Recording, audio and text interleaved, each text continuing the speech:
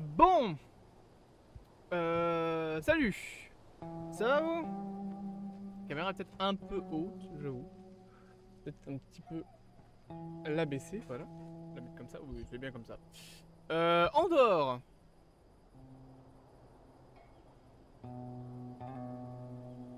Si vous savez, si vous avez suivi un petit peu à l'époque les vidéos qu'on a fait sur Andorre, vous savez que, voilà, je trouve que c'est probablement le truc le plus surcoté de l'histoire.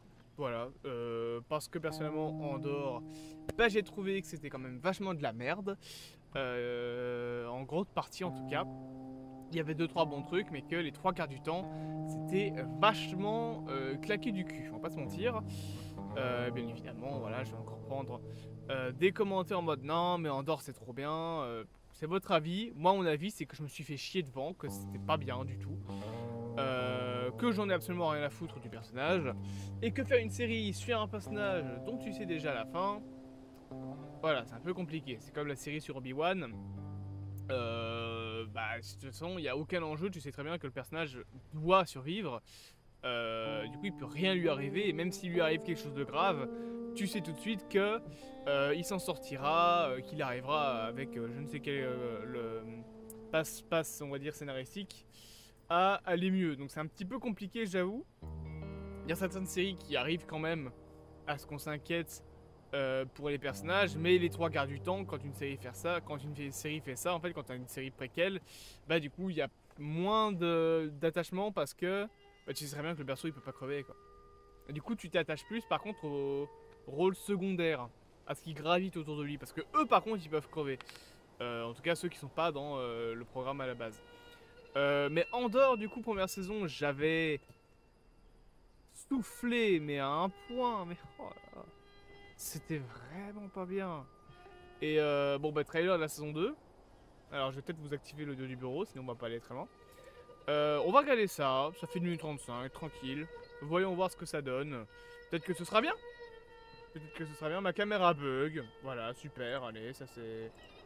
C'est le karma. Je la désactive, je la réactive. Paf. Ok, c'est bon. 3, 2, 1, c'est parti.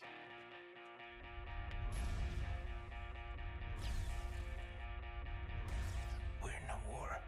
You wanna fight? Or you wanna win?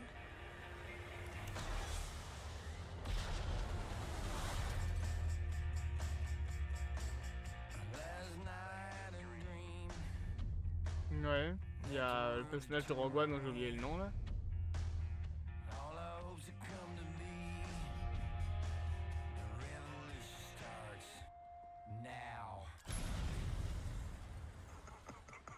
What a swell party this is.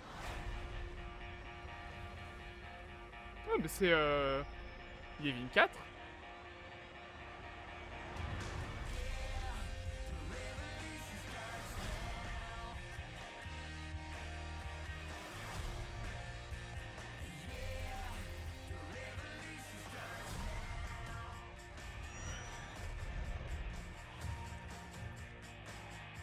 Ah bah il y a le robot de Rogue One justement. Enfin, le même modèle, c'est pas vraiment lui je crois.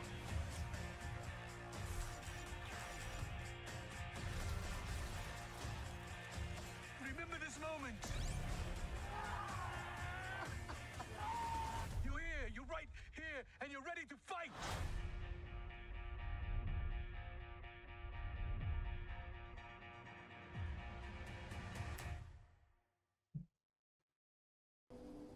Ok.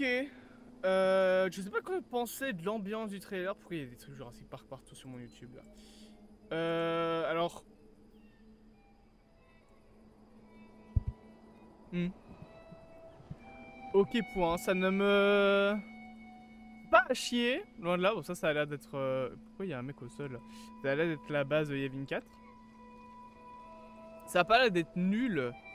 Loin de là, mais j'avoue que je suis un peu mitigé par l'ambiance du trailer en mode un peu, je sais pas, ça fait un peu spécial comme ambiance de trailer. Pourquoi ma caméra elle bug ces temps-ci? J'en ai trop marre, hein, c'est une dinguerie.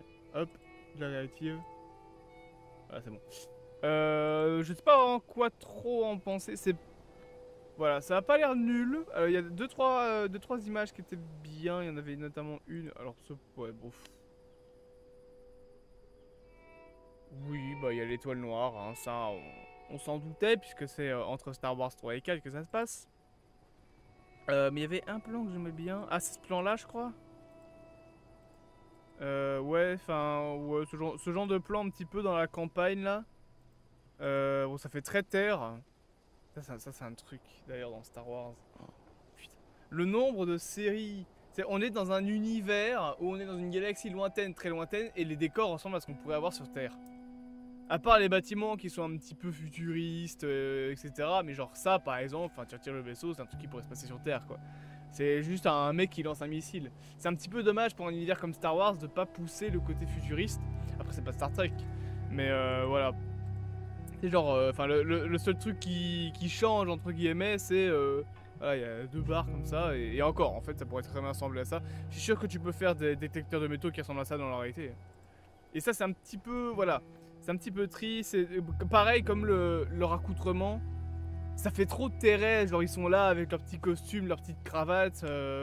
Bon, ok, il y a une petite modification, mais enfin, on est dans un univers où on est dans une galaxie qui est lointaine, très lointaine, ils le disent. Pourquoi est-ce que tout le monde ressemble à ce qu'on pourrait concrètement avoir sur Terre?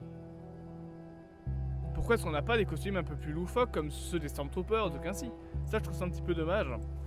Mais problème, enfin, c'est un problème qui est lié un peu à Star Wars en général, je pense. C'est pas spécialement Rogue One qui change ça. Genre, par exemple, voilà, ce genre de truc avec des vaisseaux.